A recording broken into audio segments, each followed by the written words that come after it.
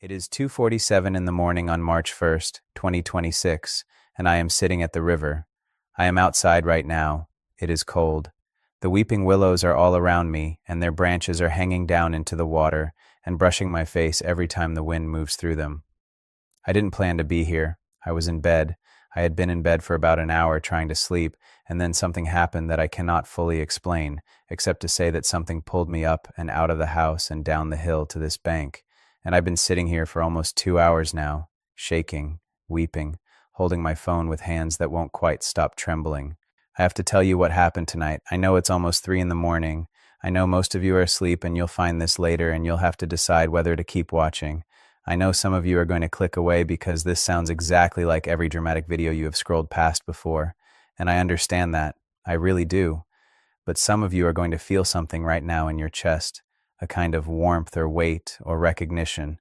And if you feel that, please, do not look away. Because what Jesus showed me tonight under these weeping willows by this river is something I do not have the right to keep to myself. I tried to convince myself I could wait until morning. I tried to lie back down, and I couldn't do it. I could not stay quiet. So I want you to know who you are before I tell you what I was shown. Because he told me specifically who this message was for. He said, "This is not for everyone." Not because everyone doesn't matter, but because not everyone is ready to hear it yet. The ones who will hear it are the ones who have been sensing something, not a specific thing necessarily, just a feeling, like the world is moving toward something, like the ground beneath regular life is shifting in ways that don't quite make the news, like there is something enormous just outside your field of vision that you have not been able to name. If that is you, if you have felt that feeling, you were meant to be here right now at whatever time it is, wherever you are watching this. He knew you would find it. He always knows. Now, I need to tell you something before I go further. I am not someone who does this regularly. I am not someone who posts revelations and prophetic words all the time. I've been skeptical of that kind of content, honestly. I've watched those videos and wondered about the people making them, whether they really experienced what they claimed, whether the urgency was manufactured. So I want you to hold that about me going in. I came to this reluctantly. I am telling you this because I was told to tell you, not because I am comfortable with it. And there is something about knowing that the messenger is uncomfortable that I think might matter to some of you, because he said to me, I am not sending the polished ones tonight. I am sending the reluctant ones, the ones who will not enjoy this, the ones who will shake the whole time. I have been coming to this spot by the river for about 3 years now. There is a bend in the bank here where the weeping willows are especially thick and they hang all the way down to the water, and when you stand underneath them, you feel enclosed, private, like the rest of the world has stepped back. I come here when I am overwhelmed. I come here when I can't think anymore and I need to just be somewhere quiet with God. It has always felt significant to me in a way I couldn't articulate, like the place was waiting for something, like I was waiting for something every time I came here and I didn't know what. I remember coming here last spring during a season where everything in my life felt uncertain. I remember sitting on this same bank and looking out at the water and saying out loud, I don't know what is coming. I don't know what I'm supposed to do. I just need you to know that I am here and I am listening. And nothing dramatic happened that day. The river just kept moving. The willows just kept swaying. And I went home. But something about that moment stayed with me, like a stone dropped in water that keeps sending out rings long after the stone is gone. And I think now, looking back, that moment was a preparation. That moment was practice. That was him teaching me to come here and be still, so that when tonight came, I would already know how. Tonight I know what. I had been praying for about 20 minutes. Not out loud, just sitting with my hands open and my eyes closed, listening to the river move, asking God to speak if he had anything to say. I wasn't expecting anything dramatic. I was just trying to get quiet enough to hear. And then the temperature changed. The air around me went very still and very cold, and all the sound from the river dropped away. The willows stopped moving. Everything stopped. And when I opened my eyes, the space in front of me was full in a way that I don't have words for. Full and present and charged with something that made every hair on my body stand up. And I knew with a certainty that was in my bones and not just in my brain, that Jesus was standing right there with me, right there at the bank of this river under these weeping willows at 2:47 in the morning. And I just started crying. I couldn't help it, not grief crying, more like pressure release crying, like something that had been held in my chest for a very long time suddenly had somewhere to go. And he let me cry for a while. He didn't rush past it. He just waited. And then he said, I need you to tell them what you see. And I said, I'm not the right person. I said, I'm not qualified for this. And I'm not someone who people are going to take seriously. And there are people who are better at explaining spiritual things than I am. And he said quietly, that is exactly why I chose you. And then he said, I am going to show you 7 things, 7 signs. And when I have shown you all 7, you are going to tell the people, all 7 of them. You are not going to leave any of them out, not even the hard ones. And so that is what I am doing right now, 7 signs. That is what I was shown tonight. And I am going to take you through all 7 of them. They build on each other. They are meant to be heard in sequence. So please stay with me through all of them, because the 7th one, the last one he showed me, is the one that made me cry out loud here alone by the river. It is the one that changes the meaning of everything else. Do not skip ahead. Do not leave before we get there. You will miss everything if you do. Let me tell you the first sign. He took my vision somewhere else. Not here to this river. Somewhere elevated, like I was looking down at a city from a great height, a city I couldn't name, that could have been any city in the world, a vast spread of buildings and roads and light. And above the city there was the sun, and I looked at the sun the way you can look at it in a vision, without it blinding you, and I saw something in it that I have no natural category for, not an eclipse, not a solar flare in any form I recognized, something in the pattern of the light, something in the way the edges of the sun were behaving, something that was not quite right and not quite natural and not quite something science had already named. And he said to me, the first sign will appear in the sun, and most people will explain it away. They will find a scientific name for it. They will put it on the news and give it a category, and within 48 hours the world will have moved on. But the ones whose eyes are open, the ones who have been watching, they will feel it in their bones.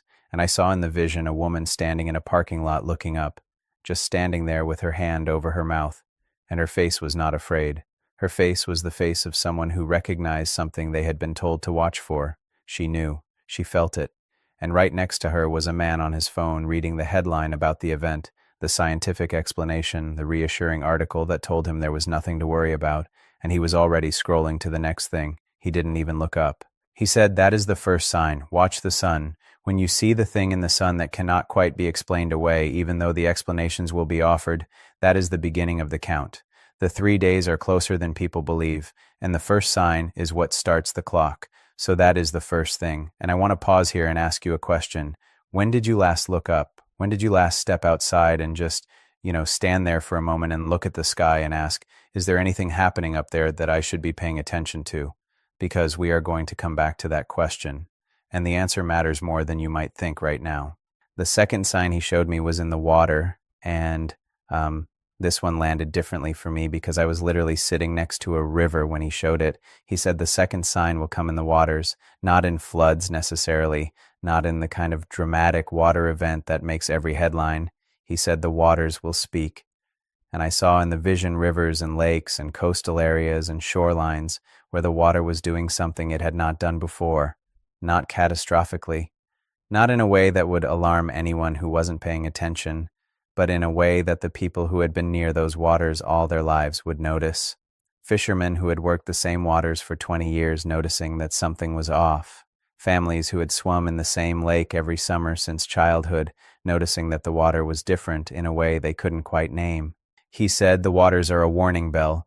They ring before the storm, not loudly, not dramatically, but those who know the waters, they will hear the bell. And I thought about this river beside me, the way it went so completely still and silent just before he appeared to me tonight. Like even the river knew what was coming and quieted itself out of reverence. And I understood something in that moment that I hadn't understood before. Creation responds before the event arrives. The water knows, the earth knows, and it speaks to those who are listening in the language of subtle wrongness, of slight displacement, of things being just a little off from what they should be. Pay attention to the waters near you. That is all I can tell you. Pay attention to what you know and what feels different about it. Now I need to take a breath here because I want to ask you something before I go further into the signs. I want to ask you about your own watchfulness. Are you the kind of person who is paying attention to the world around you right now? Not in a fearful way, in a genuinely awake and observant way, because there is a crucial difference between watching with fear and watching with readiness. Fear makes you freeze. Fear makes you catastrophize every piece of news and spiral into anxiety. Readiness is something completely different. Readiness is calm. Readiness is the person in the parking lot with her hand over her mouth who looks up and recognizes and then goes home and does what they need to do. I want you to be that person. Everything I'm going to tell you tonight is about helping you become that person if you aren't already. The third sign, this one I did not expect, and it hit me somewhere very specific when he showed me. He said, the third sign will not be in the sky or the water, it will be in the silence of people who used to speak. And I asked him what he meant by that, and he said, watch for the voices that have been warning, watch the ones who have been sounding alarms from wherever they sound them, and then watch for when they go quiet, not because they gave up, not because they changed their minds or decided the warning wasn't real, but because the season for warning has passed and the season for action has arrived. When the watchmen go quiet, the thing they were warning about is no longer on the horizon, it is at the door.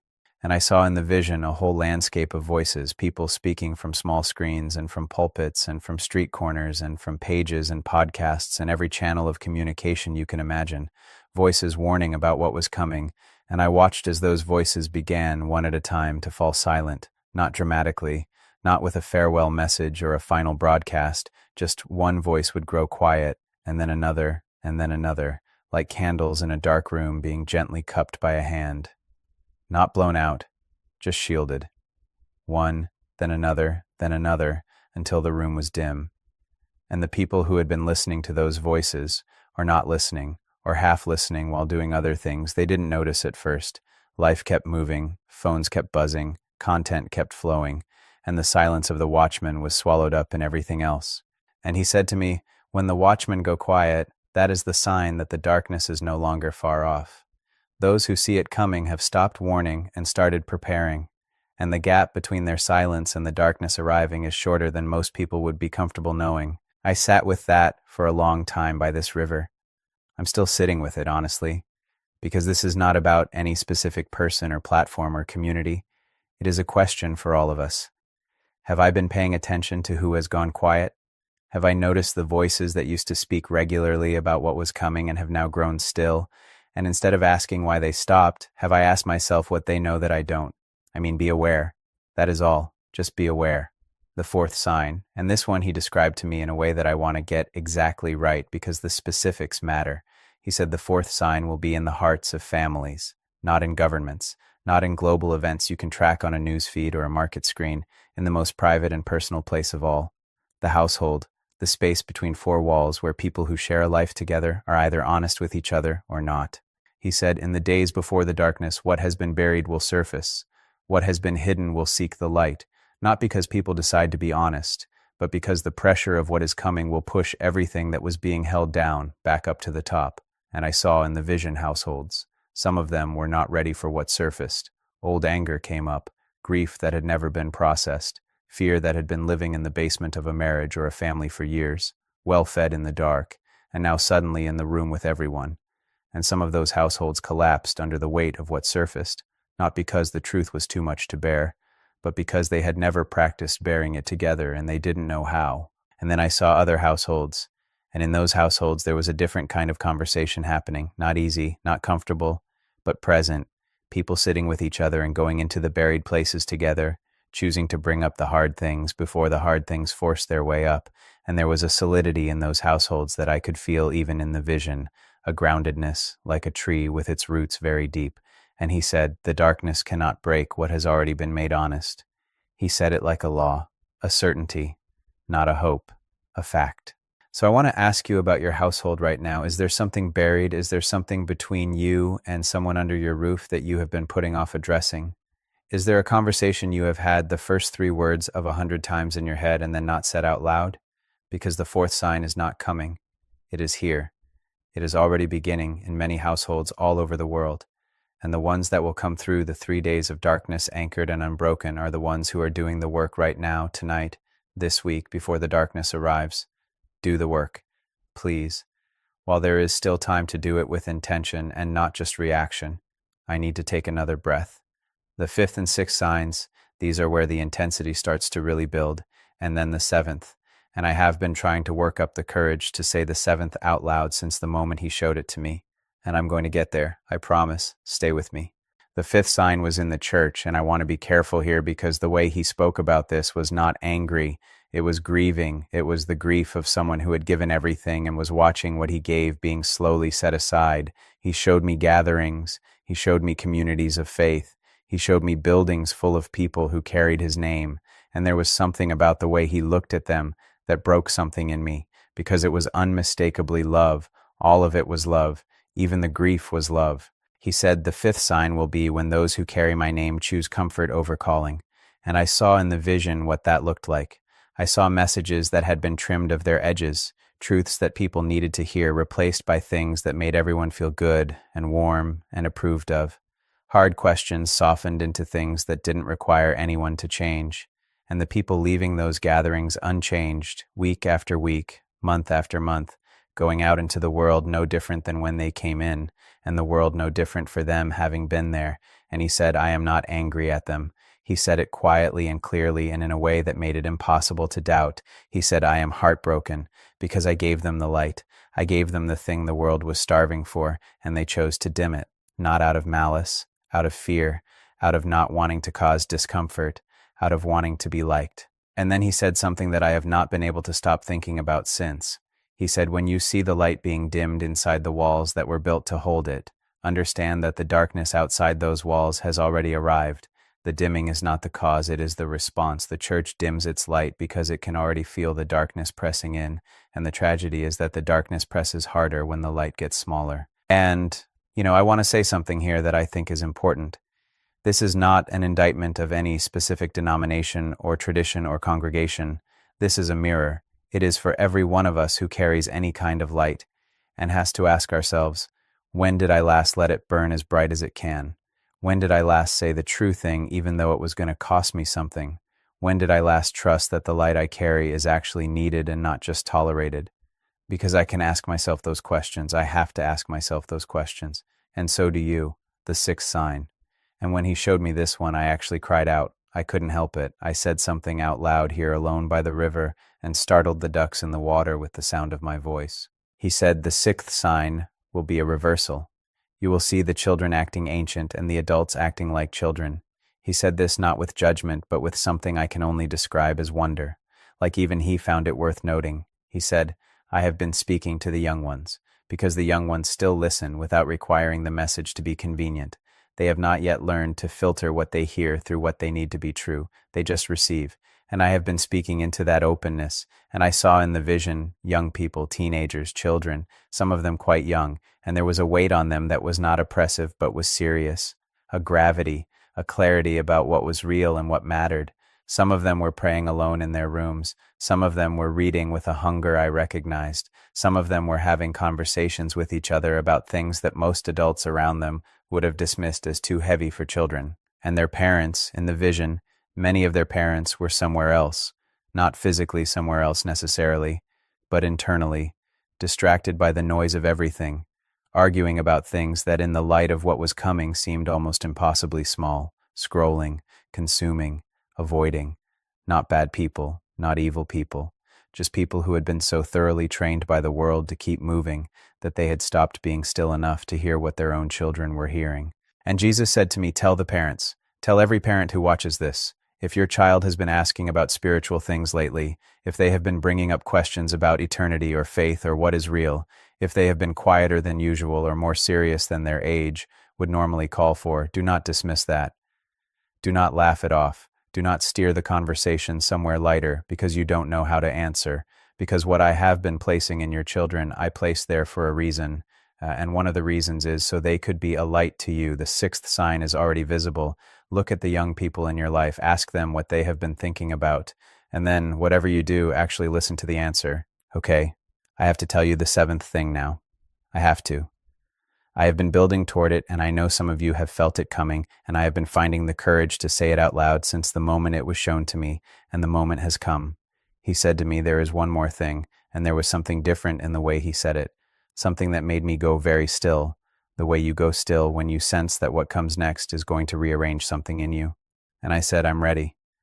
And he looked at me with those eyes that I have no adequate words for, eyes that have seen everything about you and have decided to love you anyway. And he said, the darkness that is coming is not a punishment. He said it and paused. He let it sit there. And then he said it again, in case I had not fully heard it the first time. The darkness that is coming is not a punishment. And then he said, it is a mercy. And I didn't know what to do with that. I said, how? I said, how is darkness a mercy? How is 3 days of darkness a mercy for the people who are afraid, for the people who are not ready, for the people who don't understand what is happening? And he looked at me with such tenderness that I started crying again before he even answered. And he said, I am giving the world 3 days to be still, 3 days without the noise, 3 days without the motion, 3 days where every distraction is quieted and every screen is dark, and every person on the face of the earth has to sit with themselves and with whatever silence they have been running from. He said, I am not turning off the lights to frighten them. I am turning off the lights so they will finally look for me. And I want you to think about that for a moment.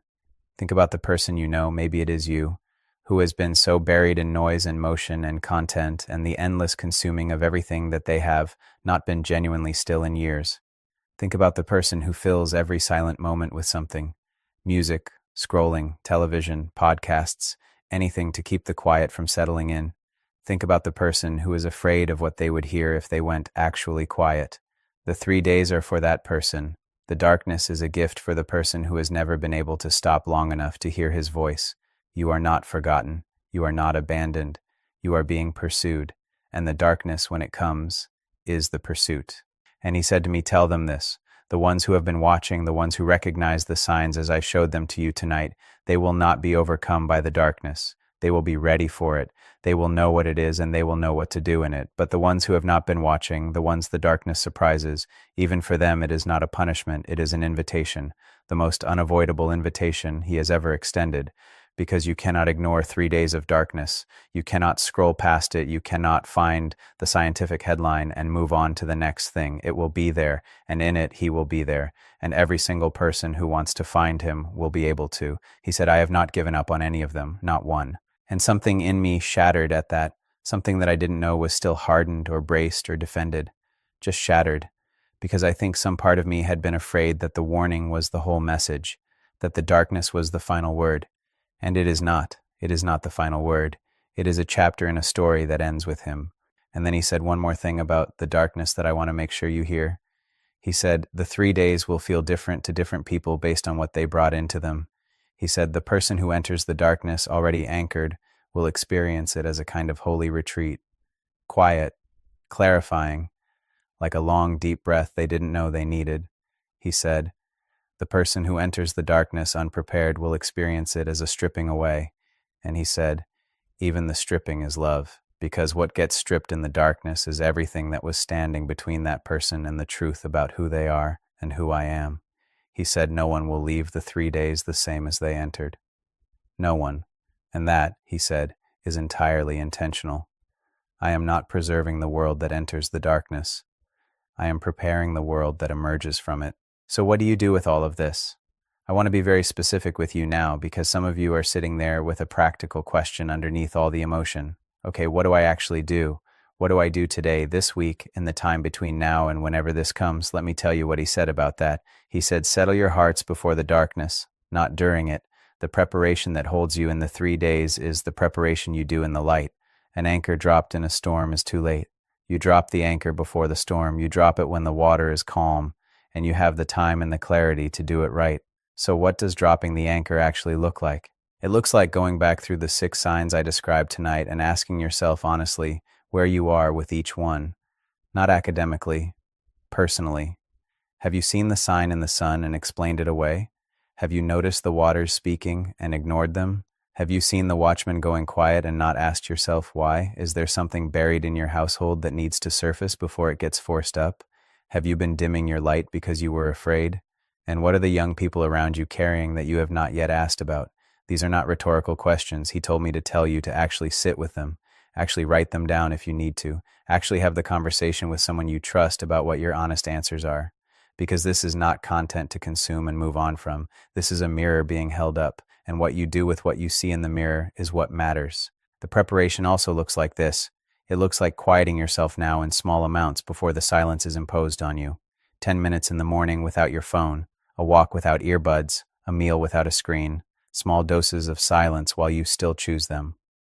Because the person who has been practicing stillness will be far more anchored in forced stillness than the person for whom silence is unfamiliar and frightening.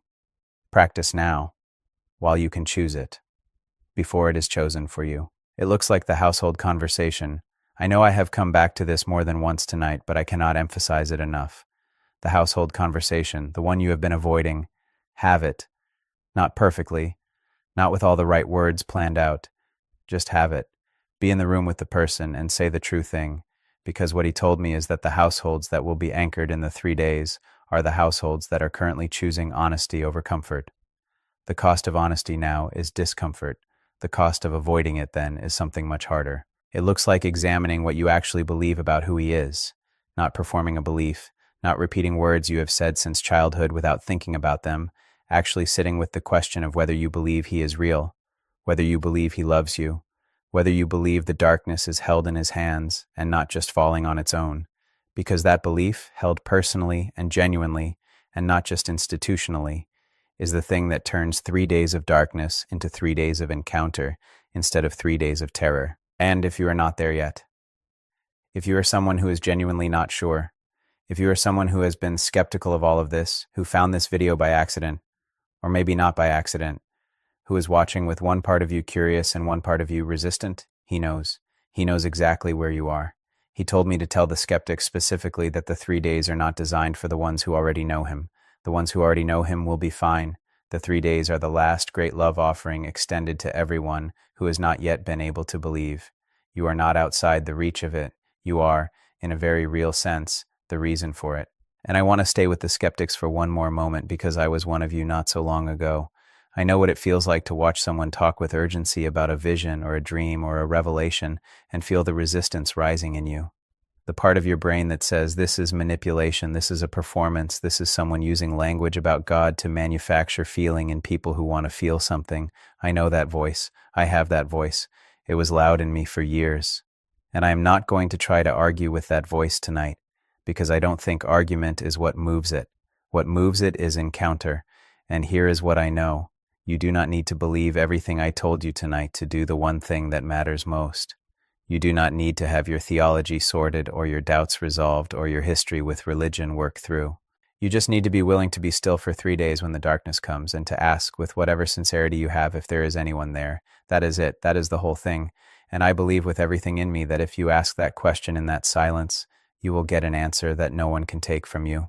Let me pray with you now. Not a polished prayer, not a formal prayer, just real words from a person sitting at a river in the middle of the night who has been given something too big to hold and is trying to pass it along faithfully. If you want to join me, put your hand on your chest for a second. Just feel your own heartbeat and say these words with me in whatever way feels right, out loud or silently. He hears both. Say, Jesus, I hear you tonight. I don't have everything figured out and I'm not sure about everything, but I hear you. I want to be ready. I want my household to be ready.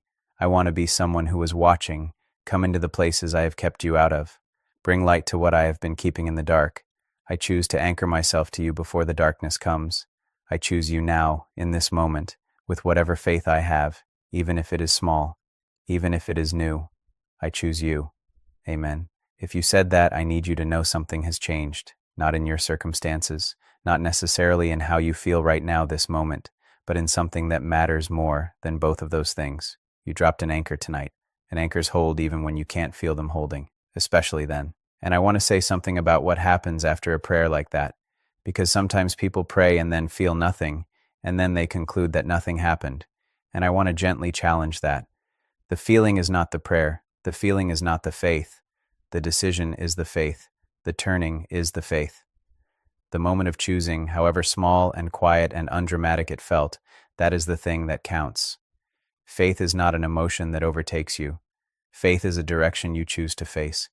And if you chose to face him tonight, even with a little bit of turning, even with a prayer that felt small or uncertain, that counts. He saw it. He received it.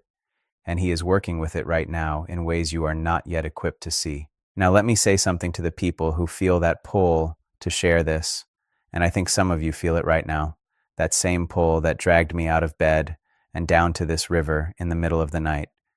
If you feel the pull to send this to someone, please listen to it. You already know who. Their face has already come to your mind while I was talking. Maybe it came up during the household sign. Maybe it came up during the sign about the young people. Maybe it came up right at the beginning when I described who this message was for. You know who it is. Send it to them. You don't need a long explanation. You don't need to convince them to watch it. Just say, I thought of you when I saw this. That is enough. Let him do the rest of it. Because he told me tonight that this message does not travel by algorithm alone. It travels by relationship, person to person, heart to heart, the way things that actually matter have always traveled. One person saying to another person, I saw something tonight and I thought of you. That is the mechanism. That is how it spreads, and you sending this to the one person whose face is in your mind right now might be the thing that gives them the warning they need, the time to settle their anchor before the darkness comes. Do not underestimate what one small obedient action can do. It has never been nothing. Not once in the history of the world has one person reaching for another person been nothing. And I want to say something about the people who will push back when you send it, because some of them will. Some of them will roll their eyes or send you a skeptical response or tell you they don't believe in this kind of thing. And that is okay. Send it anyway. You are not responsible for how they receive it. You are only responsible for whether you sent it. Plant the seed and let him water it. That is all you have to do. And I want you to think about this. The person who pushes back the hardest is often the person who felt something they were not ready to feel. That defensiveness is not indifference. It is proximity. Send it. Let him work with it from there. Now let me take a moment and summarize what I was shown tonight, because I want to make sure none of it slips past you before you close this and go back to your life. There are 7 signs that precede the 3 days of darkness. The first is a sign in the sun that most people will explain away. The second is a speaking in the waters, a subtle wrongness that those who know the waters will feel. The third is the silence of the watchmen, the voices that were warning going quiet because the season for warning has ended. The fourth is in the household, the surfacing of what was buried in families and marriages and the walls between people who share a life. The fifth is the dimming of light inside the church, the choosing of comfort over calling. The sixth is the reversal of the generations, children who see what adults are missing. And the seventh, the one that changes all the others, is the truth that the darkness itself is not a punishment, it is a mercy. It is 3 days of silence extended by a God who refuses to stop reaching. These 7 signs are not meant to be filed away, they are meant to be lived against. They are meant to be the lens through which you look at the world around you from today forward. And when you start to see them, and I believe you will see them, I believe some of you are already seeing them, I want you to feel not dread but recognize